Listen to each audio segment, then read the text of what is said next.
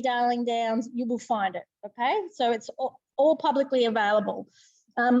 So thank you, everyone. Just a quick little bit about Regional Development Australia.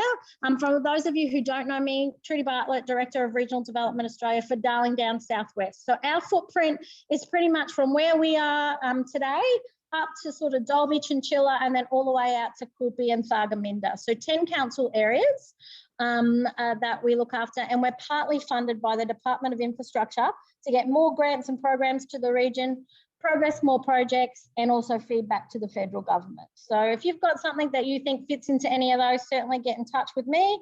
Happy to have a meeting with you. I think I'm back in Warwick next Tuesday, Wednesday for some other meetings. I'm happy to catch up with you. And then I get down to Stanthorpe fairly regularly. It was one day last week I was down there, Danny, with you. So feel free to get in touch if you've got like a project that you want to progress, or you're looking at a grant or a fund or something. What today is mainly about is a tool that we co-fund with your council. So you're very lucky that your council is on board and actually partly funds this tool, so it's publicly available for you to use. 90% of what you're going to see today is totally public available. At the end, there are a couple of economic tools that you do need a password to use. Now, your dev team here have got that password and know how to use those tools, or you can come direct to RDA. We have a no wrong door policy, so I don't care if you go to Jules, Jenny, Carly, or if you come to myself or Tim, my admin assistant, as long as you get the data you need to put in a better grant application or put together a better business case. All right. Now, we've been on a whirlwind tour for 4 days, 10 locations, and Kat is still probably trying to get away from your councillors right now. So she's finishing off our presentation to the councillors, and then she's coming over here. And I said, look, I'll start with the intro, and I'll start with the red tool, which is the community tool. At some stage, you will meet Kat from ID Profile, and we're going to do a quick switcheroo, and she'll keep you going with the other lot of information, okay? Julie, did I miss anything? I don't think so. I just want to say thank you to Trudy for coming out to the region to do this, and Kat when she gets here as well. Yeah. We've been using this tool for years, and it's a great tool to give us census data. So if you ever just want to come to us with any sort of insights or anything that you need, we're happy to help you, walk you through it, or teach you how to do it so you can do it yourself as well after today's session. Yep. So that's it from us. Thanks, Trudy. Awesome, thank you. So just quickly, an RDA thing that I wanted you to know about, our website, rda-ddsw.org.au, you will get the link.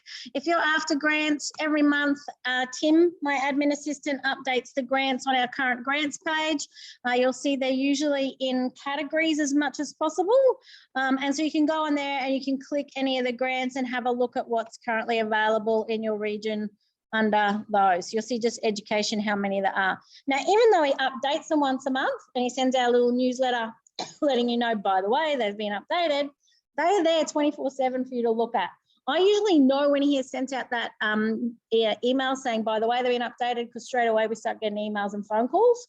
But they are there all the time for you to have a look at. So that's a really good one-stop shop for the Darling Downs Southwest as to all the tools. And I know you guys, Southern Downs Regional Council's Economic Development newsletter, if you're not signed up to that, I would recommend it, because SDRC do a great job at making sure that link goes in their newsletter as well.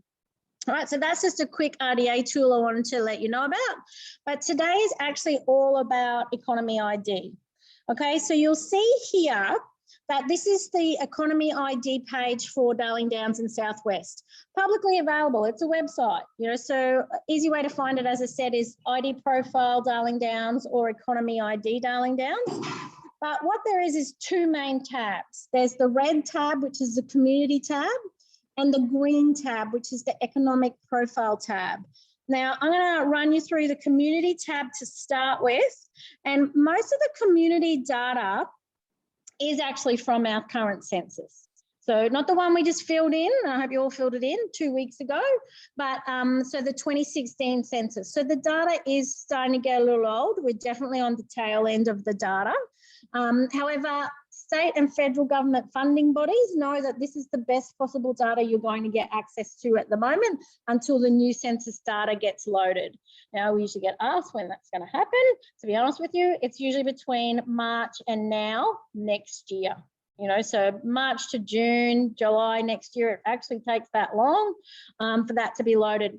We will do another tour once that that new data is loaded to run through, not so much how to navigate the site. Today's all about, all right, here's how you can go do this yourselves. What that will be is more a PowerPoint showing the interesting bits that we've now seen that has changed in the last 5 years once that data is available. So just keep an eye out for that. Sign up to the RDA newsletter and we'll let you know when that tour is coming again, okay? So a few things in here, navigation-wise, on either the community profile or the economic profile, there is always down the side here, all these menus, okay? And you'll see a lot of them have got different drop-downs that you can have a look at, like loads of information in here. It is fairly user-friendly, follow your nose type thing, but you just got to get in there and have a bit of a look.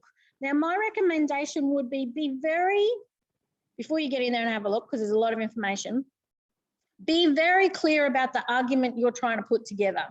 Don't load up your grant application or your business case or your document with a whole heap of data that's actually not relevant to that application. So be really clear on what criteria they're asking for, tick their boxes, and what you want to do is tick their boxes using numbers.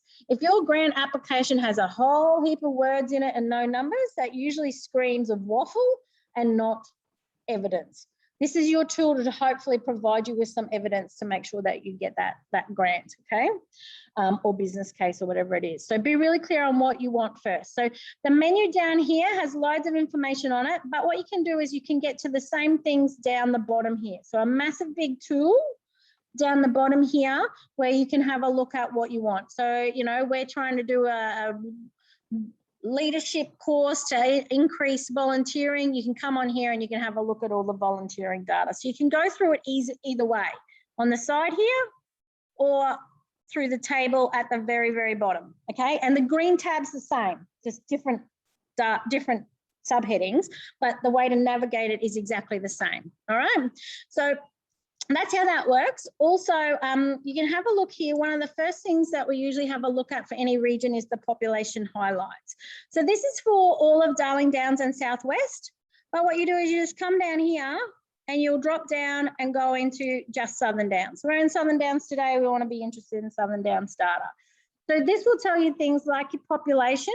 It also comes down here. You've got each of these little tiles that will show how your region compares to our bigger, broader Darling Downs Southwest, how also it compares to regional Queensland, and then how it compares to Queensland as a whole. So straight away on here, we can see a few little things that our median age is slightly higher than any of those other averages. Ours is 45, theirs is a little bit younger, okay? You can see here that we have a lot of older couples without children, you know, so there's stuff in here that you can have a look at and use. Like a great piece of news is, you know, the mortgage repayments are lower than everywhere else.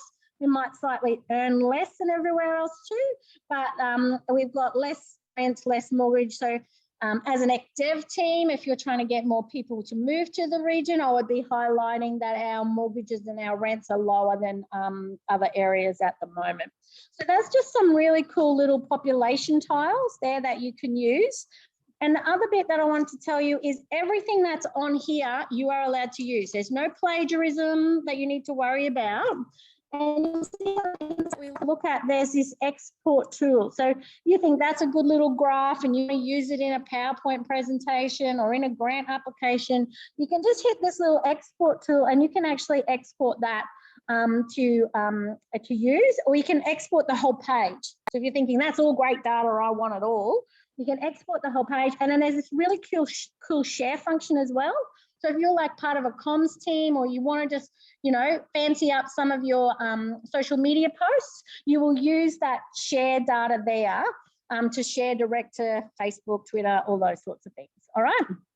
So that's the community profile and basically a little bit of the overview of navigating it generally. Okay, so I've literally only gone to population highlights, Kat. That's as far as we've gotten, and just the general navigation. Kat has finished with her update from the councillors, so I'm going to jump up and let Kat take over, and she's going to run you through more of some of the things she looks at on here that are kind of indicative of your region, some other places where you can get some reports on here, and then we'll get onto the green tool, which is the economic profile tool. All right.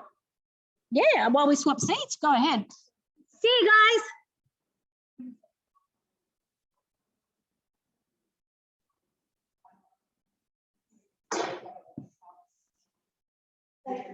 Thank you. So,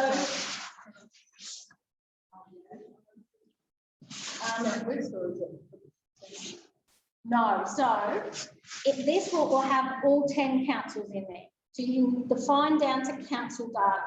So that data I was just showing you was just Southern Downs, just your council area. Then what we've done, for ease of me having to add up 10 councils, is there's a portal for all of Darling Downs Southwest, which is the 10 councils across our footprint. And then we did do an extra portal for the 6 Southwest councils. So somewhere like Baloo in the corner of Queensland has a total population of 255 people in total. So some of their data isn't even a sample size. So those guys had an option of using just their council data or using all of Darling Downs Southwest, which is very skewed by the eastern end of our population. So 50% of our population are based in Toowoomba. That skews that data very much so. So we wanted those 6 Southwest councils to have 2 options. So they now have a Southwest portal, which is the 6 councils added together, or just their council. For you guys here in Southern Downs, 90% of the time, you're just going to use your council data. Yeah, but the way to get into it is through the RDA Darling Downs Southwest. I realise that. I'm just asking, so is there a map in there that shows what you mean by Southwest? Yeah, the 10 councils, yeah, on our website through the RDA website. Yeah. So if you go to the home page, if you look at health district or child safety district or whatever, they're all different. They're all different. Yeah. so here's all the council areas here, so you can just split that there. All right, Kat. All right, I'm going to go into how old are we? Okay, just simply because this just gives us an idea about service delivery in your community and also who your customer is. So if you're a business, it talks to me about, well, who is the dominant, what is the dominant age group in our community as well. So here, no, Glenn. So here's our 5-year age groups. And when I come down here, you select your area. Okay, so at the moment we're on Southern Downs. If you want to look at Toowoomba's data, or you're going for a grant application with another council or whatever it might be, you can select a different council. Then you look at your benchmark area. If you are going for a grant application with the Queensland government, you'll want to select Queensland. If you're going for a grant application with the federal government, you will want to look at Australia. Because what we want to do through this is we want to show the unique features of the Southern Downs region compared to those other areas.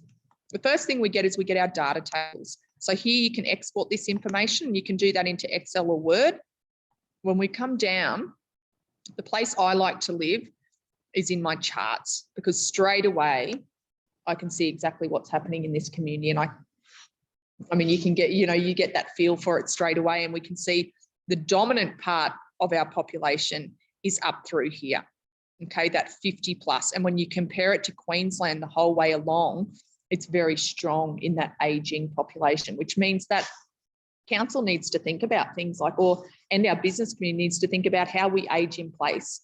What sort of safety and security telecommunications do we need to ensure, the community at the upper end of the spectrum thrives, essentially. What we can also see is through our working population is where we dip out, okay? And that means that we also, have a lower proportion of younger people in our community, okay? So it's thinking about how we attract these guys back into the community, whether it be, jobs, a new project, enticing them with livability factors, house prices, all of those sorts of things. So thinking about how we can do that. What we also want to look at, so this is our dominant features. What we also want to look at, and why the next census is going to be really quite cool, is being able to look and say, well, how has that changed over the last 5 years? And as we can see here, not only are we dominant in our older population, but that is where we're seeing our greatest amount of change in our community, which means that we need to start to think about how we can attract some of these younger people back into our community as well. But for businesses, if I had a business in aged care services or something like that, I would be thinking, oh, this isn't too bad. That's where we're changing. That's where we're going to be seeing more customers come into our community as well. So we come down here, guys, and you get your dominant and emerging group analysis. And you get all of this on the green tab as well. And you can use that in any of your grant or reporting, and you can export the entire page. So you can export all of your charts individually, or you can export the entire page. So you can slip that straight into your documents.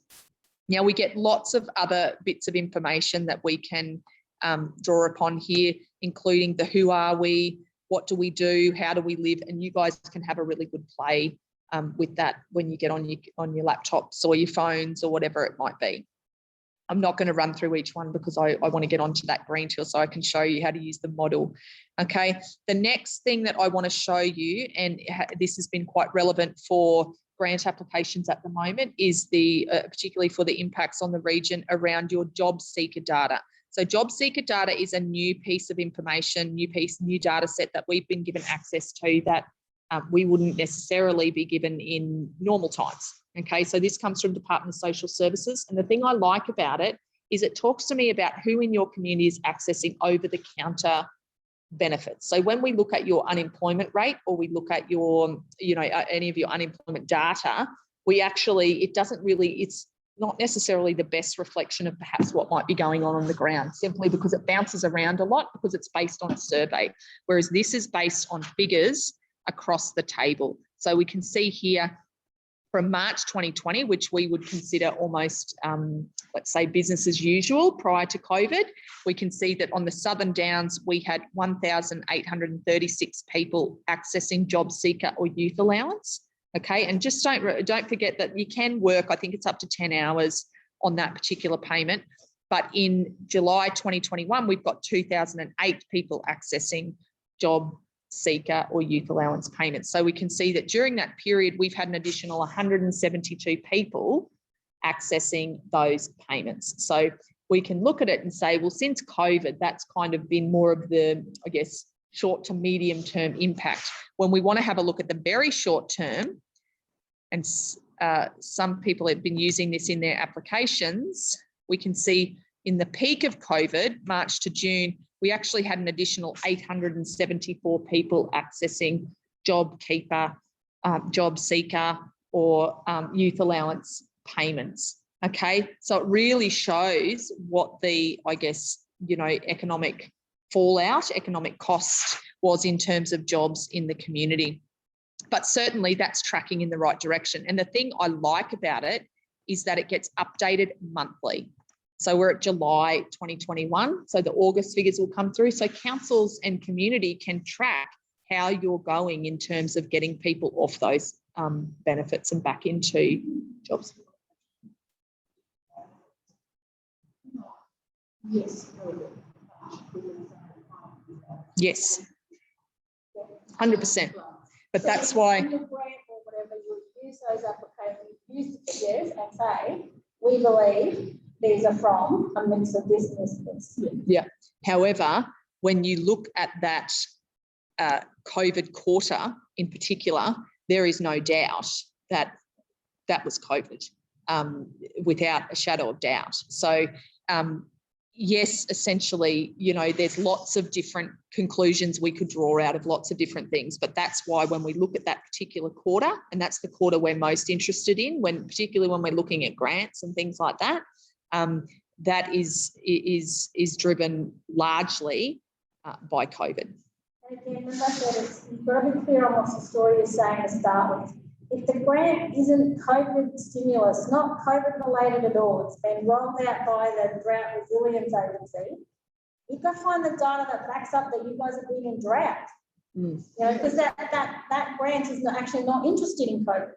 So, but a lot of the grants coming out at the moment have a COVID-related component to it. You need to tick that box to be in the running to get that grant. So the way to tick that box is you use the COVID data. So it really depends what's the story you're trying to say. What in there tells you that it's COVID? That's what I'm saying. Like you Well, can read that figure. Droughts been 5 years between March and June of 2020. The one thing that changed, we still had drought. The one thing that changed was a pandemic. Yes. So you can go look at, go back before that and look at Jan to February 2020 and February to March 2020 and then March to June 2020.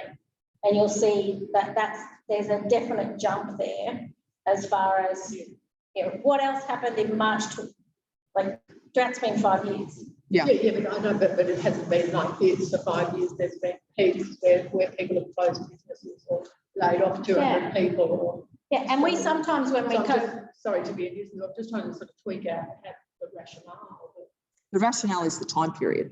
There is without a shadow of doubt that in March there was a change in the amount of people that were accessing benefits, not necessarily just because there was also an element of, and there's lots of things we can feed into this, but there was also an element of people accessing Job Seeker who didn't know they were even eligible for Job Seeker.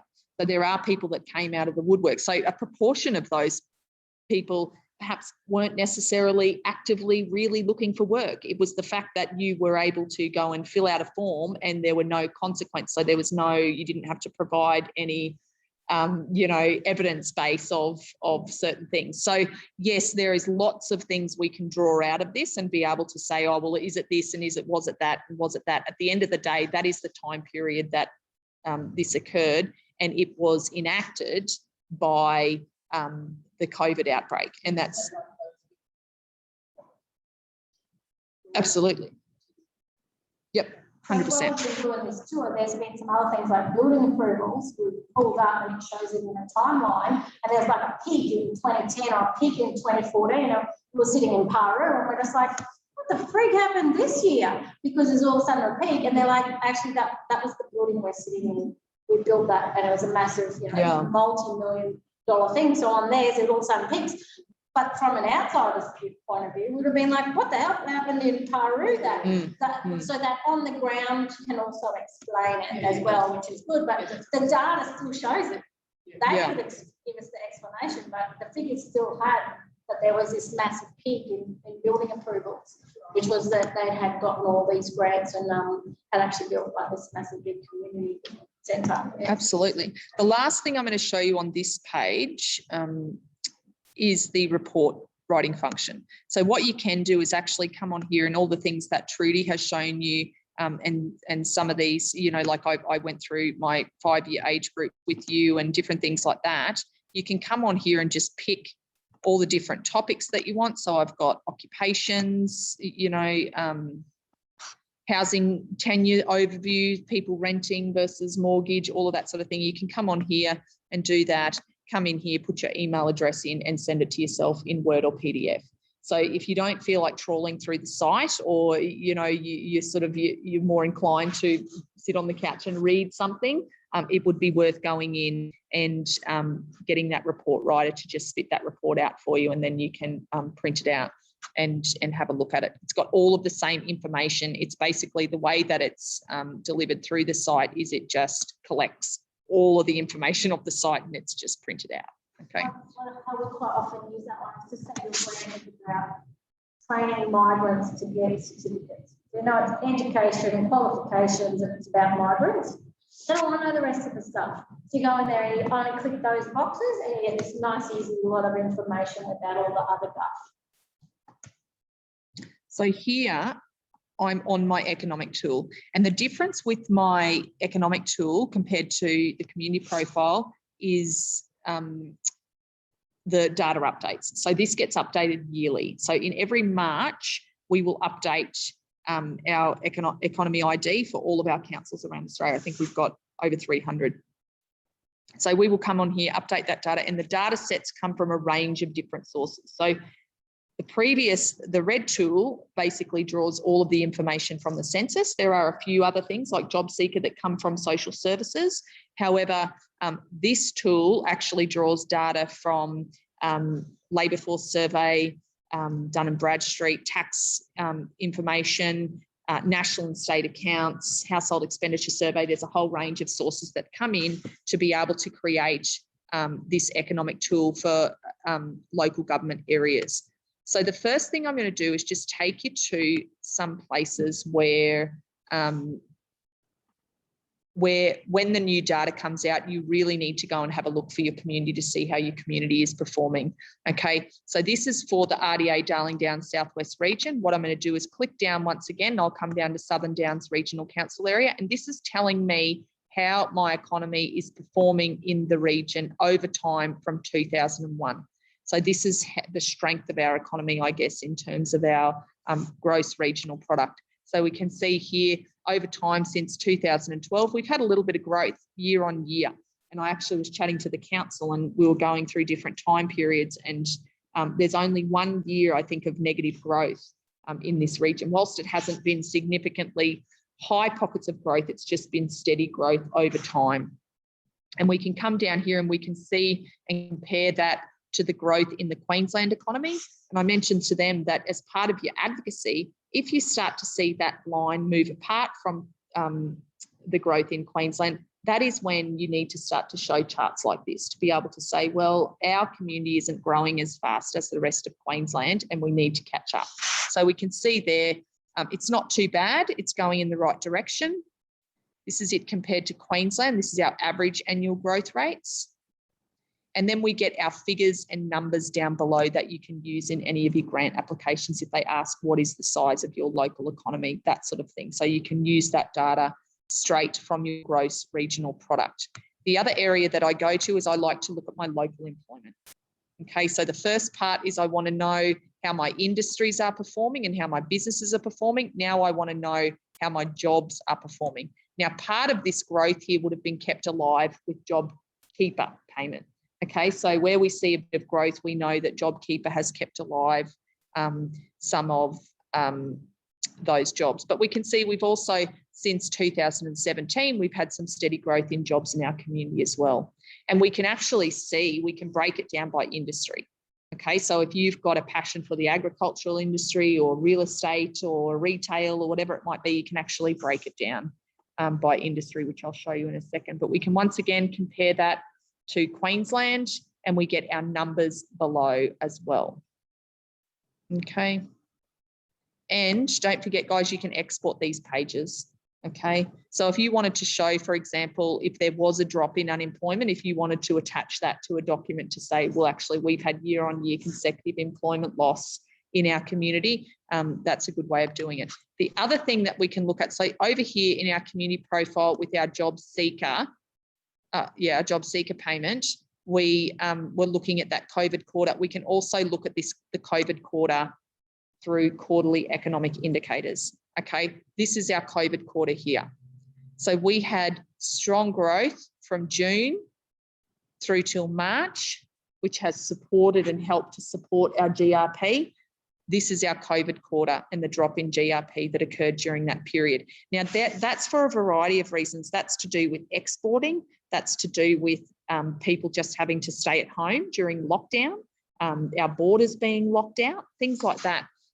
When we come down here, we can see this is the loss in GRP. So council would have used this figure as part of their advocacy and their, to the state and federal government around this is what the impact of COVID has been on our community. So $46 million loss in GRP during that one quarter. Okay, now that loss, when you actually compare it to Queensland, was much higher.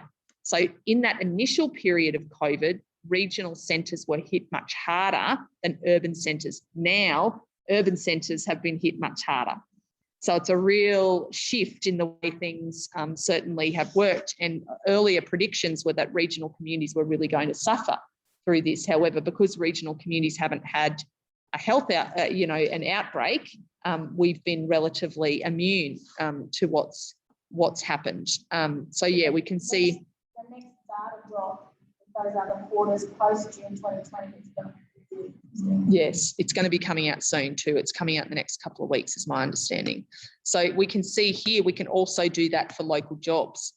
And when we look at our local jobs weren't hit necessarily as hard as what our GRP was, simply because of the nature of our industries, because we've got agriculture, we export, we do all of these things that suddenly came to a halt, whereas we still had to work the farm. You know what I mean? So it's an interesting way of looking at it when you compare your local jobs. So we still lost 815 jobs during that period. But when you look at that comparison to Queensland, our jobs didn't fall as hard as the rest of Queensland. And that's simply because we just didn't have that exposure to cases, but also you're not an international tourist destination, which when you look at the Gold Coast or Cairns or the Whitsundays or places like that, they were completely decimated during that period. They lost all of their employment and are struggling to get them back.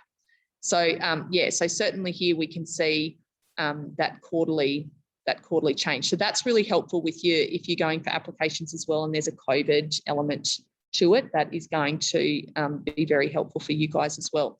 I'm going to come into local employment down here now, just so I can show you how you can access some information on your subsectors. So when we come down here, so we see Southern Downs, ag, forestry and fishing is the largest employer. Okay, and we can actually drill down, and I'm just going to come in here. Sorry, I'm going to change my comparison year, and I just want to look at the previous 1 year. Okay, so what I'll do normally is when we update the data in March, I'll go out and visit councils or communities and we'll talk about what has changed over the previous year. Okay, so I'm just going to look at 18-19 to 19-20, June to June, and we can see here we actually added jobs in the ag sector. You're right, mate. So we can see we actually added jobs in that agricultural sector.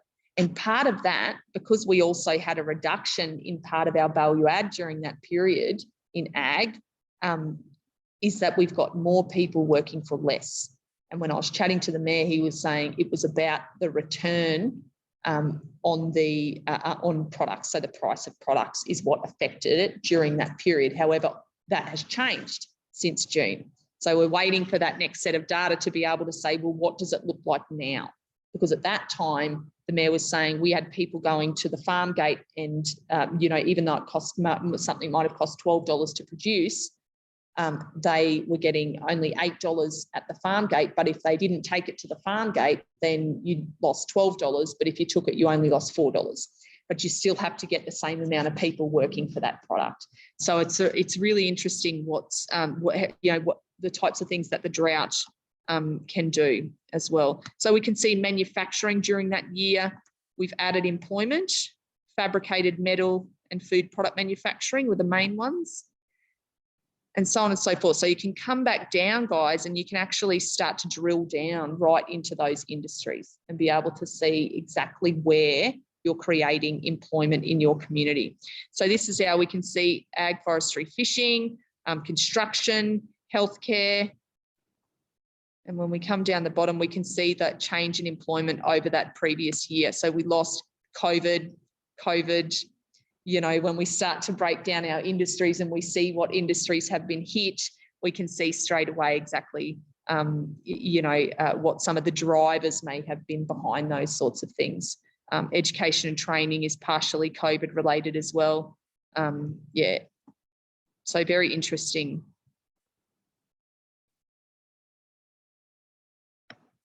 If you want to, does anyone have a specific industry focus?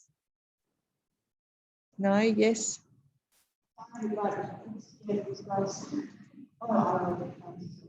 Yeah. Yeah, cool. Do you want to? All this still at the moment is the publicly available stuff, just so you know. Yeah. The other thing. You can see, just tap on it, drop down. I just went through with the mayor some of your tourism information because he wanted to just have a look at it. And this is up to June as well. So, of course, you know, there's that lag and we know that the last half of the year was much better. But it just gives us a bit of an idea. I'm going to go straight down to the bottom here. Just shows us that impact of what happened with tourism during that period. Okay, driven, you know, by COVID and the lockdowns and borders and, you know, other complex things that happened during that period. And as people have started to reinvigorate their travel and looked for different travel experiences, those local government areas and tourism areas that have really focused on that domestic market have performed haven't performed that bad. So certainly we would be hoping, and the Mayor said we would be hoping to see a turnaround in that, given the amount of traffic and that sort of thing in the community as well. So certainly we can see the fall away in employment as well in that tourism sector. And the tourism sector cuts across accommodation, retail, bit of transport. I think it even cuts across now a little bit of education. So there's a number of different areas that it comes into. The last thing I'm going to do before we have to take off is the economic impact model. So for those of you who are applying for grant applications, this is going to be your best friend. Okay, so this is where the rubber hits the road in terms of what this program can do. So here we've got Southern Downs Regional Council. I'm going to use an example of a project that is currently being delivered in Toowoomba. It's a sewerage facility, and I've just been doing it over the last couple of days with a lady from Toowoomba, and that project is worth $5.6 million. So here I've put in my value 5.6. I've got Southern Downs Regional Council. Let's just pretend it's happening here. And what I do for that construction phase is I come down here and I select building construction. Okay, so that's my industry that this is going to affect with that 5.6 million. So I come in here, I've got Southern Downs, building construction, sales or jobs. Okay, so we know that during that construction phase, it's almost always going to be quoted in dollar form. Okay. This tool is the one that's not publicly available. Yes. But we're showing it to you guys so you got an idea of what info do we need about your project to produce this report for you. And you can go to council or Trudy or me, and we will help you to be able to get the best results out of this, to make sure you're putting in the right categories. If you get confused, if you're not sure how to interpret it, all of those things we can help you with. So here I'm submitting that through the model. Don't know why that's reverting back to 5.1. Let me just try that again. Did that to me before.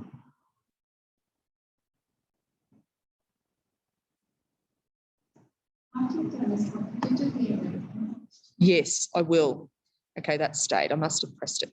So here we've got building construction, an addition of $5.6 million in sales. And then we come down here to our table. Now we can export this table. It's going to do that thing, True.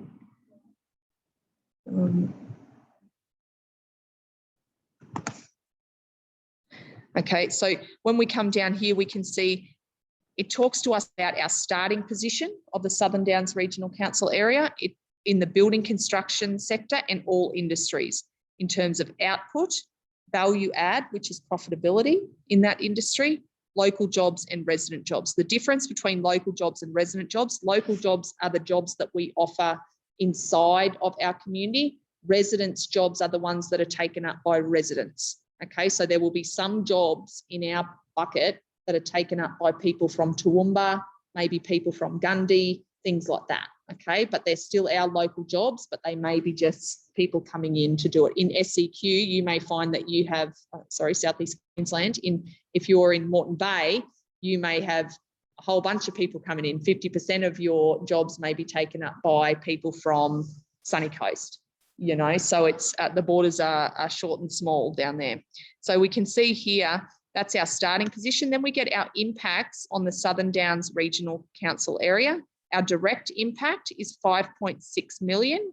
Our industrial impact is 1.15 and our consumption impact is 0.16. Now, what these figures mean, so when you're in your grant application, they will say, what is the direct impact of this project on your community? The direct impact is $5.6 million. The direct impact in terms of jobs is 11 local jobs. Okay, Then we come in here and our industrial impact is the cost. It is the cost of the project. So it's the direct impact. So when the company comes, they will say it's going to be 5.6 million. We know there's $5.6 million going into Southern Downs. Okay. So then we've got our industrial impact is 1.15 million. Now the industrial impact is as that $5.6 million gets spent on pipes, cement, you know, whatever else, switches, you know, cabling, all this sort of stuff to be able to go in and make the sewage treatment plant. Okay, so we've got 1.15, and then it talks about how it's not only those things that get bought, but it's also how if they buy it off a business here, how that business then spends money, and then that business spends money. So it's about that flow on through the economy. The consumption impact is about how the workers who are working on the project spend their money through the economy. Okay, so this comes up with our total impact on our regional council area is 6.91 and jobs is 16, of which 15 will be taken up by residents. Okay, so does that all make sense? So we go 6.91 million, 16 local jobs. The residential jobs component, I wouldn't worry about. Okay, that's just there because at one point in a grant in Southeast Queensland, they were asking for, well, how many of these are actually going to be residents? Okay, so that's just why that's there. So it's 16 local jobs for this community. The type 1 and type 2 multiplier, sometimes a grant application will say, what is the multiplier that you used for this project? Okay, the multiplier is just how the money moves through the economy. Okay, so it's as simple as that. It's just telling me how I calculated the above figures. Okay. All the stuff that sits behind this tool and how it's worked out and why it's considered valid. Yes. Yeah, from all this. That's what we call the Melbourne nerds. Yes. Yes, I'll show you that in a tick. So we've got now our total impact on the Queensland economy is 8.46 and 22 jobs, because there will be money spent outside of the Southern Downs region that will contribute to economic growth. Okay, so we can see total impact on the Queensland economy. So if you've got a grant you're going for the Queensland government, this is the figure you'll want to use. Okay, then if it's like a federal government grant, it'll be the total impact on the Australian economy. When you scroll down, guys, you get all of this information. And it gives you all of those definitions. So it talks to you about what it means. What does it mean? What does that 1.46 mean? Where are the jobs created? So majority of them are going to be in construction. However, there are jobs that will be created in transport, postal, warehousing. There will be jobs created in retail, accommodation, things like that. So it talks to you about all of that all the way down. And yes, it's about a 6-page report and you can export it in Word or PDF. My suggestion is do it in Word and just take out all the bits that you don't need, that aren't relevant to the grant application, because the reason there's so much information is because different grants will ask for different bits and bobs of stuff. Okay, there are also grants that will ask you for things over and above what is in here. That is when you would contact Trudy or myself or the council and say they're asking for how this is going to support Indigenous employment. And then we can provide those figures for you. We can help you to break that down. And that's of no cost. That's just part of the process. We just don't put it on there because the model would be, the report would be massive. It's already gotten too big. So that's how we use the model, okay? Now I'm going to go to the impact calculator because we've run out of time. Yeah, so the event impact calculator is great if you are running a marketing campaign, because you can show what an extra visitor means to the region through this model.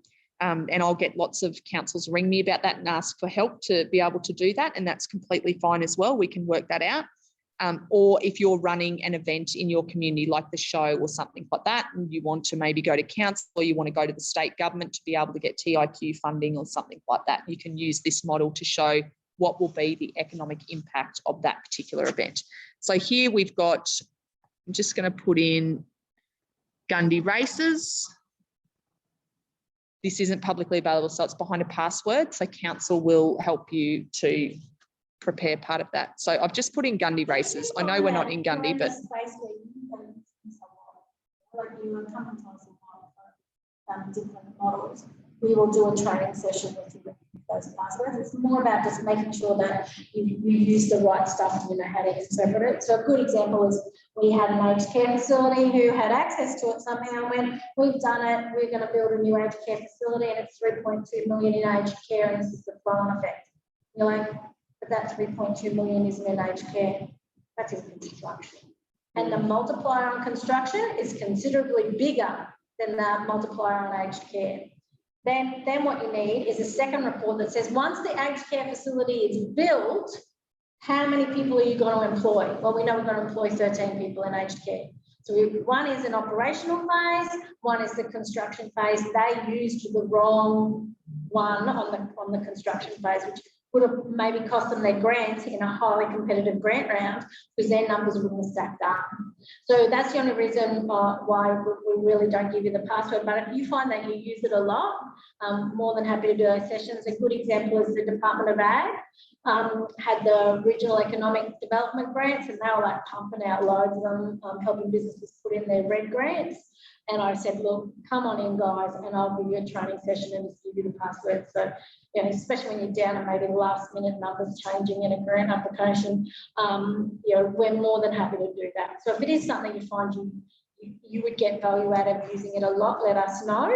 And we've got some very large grant writers across the region that do a lot of work.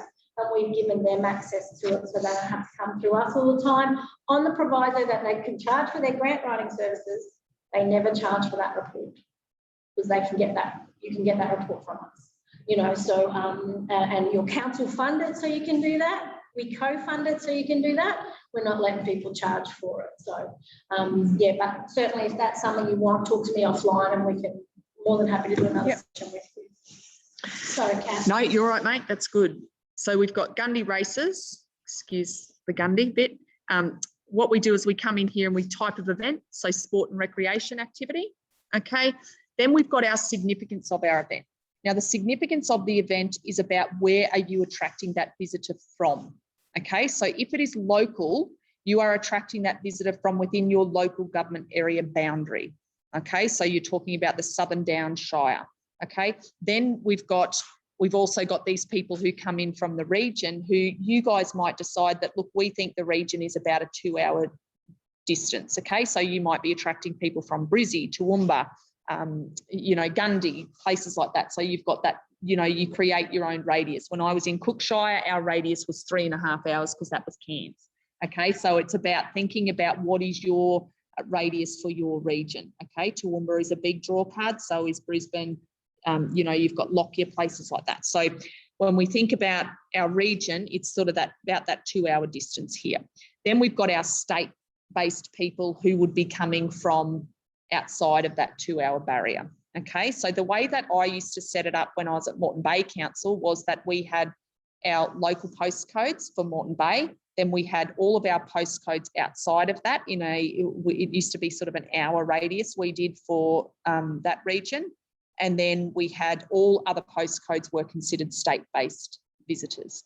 Okay, so it's thinking about, so, you know, the council can actually pull that together in a way and being able to say, well, that's our local, that's our region, and that's our state-based visitors, so that when you do run a major event, which might be like the Warwick Rodeo or something like that, you can ask a short questionnaire at the start or survey where you just say, what's your postcode, how long did you stay, and how much money did you spend? And you can feed all of that straight back into the model. Okay, and you probably have great data on those events anyway. But here we've got local. I'm just going to make my start date 21st of August. It's a 1-day event. And this is my estimated attendance for locals into the event. And I'm going to say we're going to get 1,000 locals to the Warwick races, let's say, and our estimated average spend for that might be $50. Okay, and I would submit that through the model. Okay, so then I come down and I say the economic impact in terms of output is about 60,000. Okay, so that's from my local visitation is 60,000. Okay, then what I would do is I normally would have exported that into an Excel straight away, so I can export that into my Excel, and then I would come back up and I'd say, okay, so how many people are going to be coming from the region, okay? And do they typically stay overnight? You guys would have a bit of an idea of how that works. So let's just say we've got another 1,000 coming in from the region and they're going to spend 150 bucks, all right? And if you want to get some more, rather than guesstimate how much one would spend, Peter Homan from Southern Queensland Country Tourism is really great to get in contact with. And he can say, look, if it's a business conference, the average spend is about $250. If it's a recreational conference, like a recreational event, the average spend is this, but they track all that stuff. So then in your grant application, you can say, according to Southern Queensland Country Tourism, a business conference, average spend is $250. We've put that into the multiplier, and according to the National Economics Institute, NIA, which is where this comes from, the flow-on effect is this much. Yes. So you've actually gone and proven, like, you actually went out of those numbers. But the way the multiplier is set up, you just put that in yourself. But Peter Homan from Southern Queensland Country Tourism is a give you that great data set. source to give you that. You can say, you know, people visiting friends and family, as opposed to those that are coming for work, as opposed to those that are coming for tourism, as opposed to those that are grey nomads.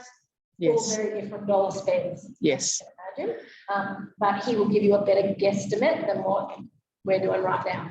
So we've got estimated attendance 1,000, 150, event total spend in that category 150,000, and we can see that's an economic benefit of 175,000.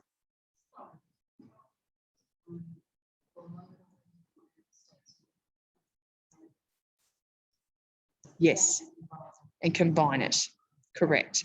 Yep. Because you know, local expenditure obviously isn't as high. And you also have to remember with local expenditure is that, and this, I get a bit funny on the local one because I kind of go, well, were they going to spend that $50 at the local cinema? You know what I mean? Is this just a substitute of money throughout the community? And that's fine as well. It's still good to represent it and say this is what the impact of that specific event is, but it's really that region and state-based visitation that works so well. And it's also important for council staff here when you run this model for your mayor and councillors is about saying, well, this is why we are focusing our marketing campaign on our regional visitation as opposed to our local visitation, because this is the type of scenario we've got. We had 1,000 people in here for our local visitation. We've got 1,000 in here for our regional visitation, and the difference is over $100,000 worth of economic value to the community. And that's just because, one, they're going to spend more money when they're here because they have to get more stuff, but also, it's the nature of being a visitor in a new region or in an old region that you're revisiting. So, so certainly it's a good way of being able to showcase that. And then you've got your state-based visitors who, these might be people who are coming up from, and staying for an extended period of time while they're here. So you might only have 200 of them, but they're going to spend, $300, so then you submit that through the model. And then you add the three of them together to say, we've had over $250,000 worth of economic benefits, probably more, $300,000 worth of economic benefit to our community based on the visitors that we received. And then, as Trudy always mentions, is that this is good to do before an event to assess the, the validity of the event. But it's also good to run after the event to be able to say, well, what was the actual economic benefit? And how you do that is collecting sample size surveys. And so you don't need many of them. Like we used to do it at every event, and sometimes we might have collected just 50, just to give us an idea. And if you keep them short, sharp, sweet, everyone's doing QR codes now. There is a way of being able to say, can you QR code that, mate, and answer those 3 questions? You know what I mean? They had 3 different colour armbands. So they knew how many armbands they bought at all the different stations, because they had multiple sites and you could enter this event. So they knew how many armbands they'd bought as a total. And all the team did was, as they came in and said, where are you from? And if it was local, they got one colour, regional, they got one colour, state, they got another colour. I think they even had interstate, they might have 4. And then what they did was post-event. They just worked out how many armbands they'd given out on each of those categories, and post-event, they could do a really accurate acquittal and report around the economic flow and effects of that event. It was a very clever way to do it. Yeah, it's good. You still had to have like some educated guesstimate on the dollar spent, but as Kat said, if you do some surveys in amongst that, asking people what they've spent, you know, and get them to really think about, did you fuel up? Did you go past the shops? What did you do for lunch and dinner? And if you make it all just select, so we just used to have, and I love the QR code thing now because that would be so easy just to go bang and go, you know, for me, 4703, I'm from Yeppoon. Then it would be, you know, how long did you stay? Maybe 2 nights or something. And did you spend money on the following things? And then you can just have, and you just got to tick breakfast, lunch, dinner, petrol, you know, whatever. And then you guys already have in the back end of what those categories align to. $20 for breakfast, you know, $20 for lunch, $30 for tea or whatever. And they can be as conservative as you want. You know, I was always quite conservative with my figures, but you know, but you can get some good direction from the tourism bodies as well. So here you get all of your information down below. So you've even got the proposed Gundy race event is planned to start on the 21st of August and run for 1 day. It is an event of state significance, is estimated to attract 200 visitors per day over the 1 day with an average spend per person, blah, blah, blah. Okay, so you get all of that information to just be able to attach to a report, and you just export it straight out into Word or PDF. So it's really quite simple. The last thing I'm going to show you is just, you had the report writing function on the other page. You've also got a report writing function on this portal as well. So you can come down here, select your region. So Southern Downs, and then you just select your topic. So population, you might want to look at local employment, workers' place of residence.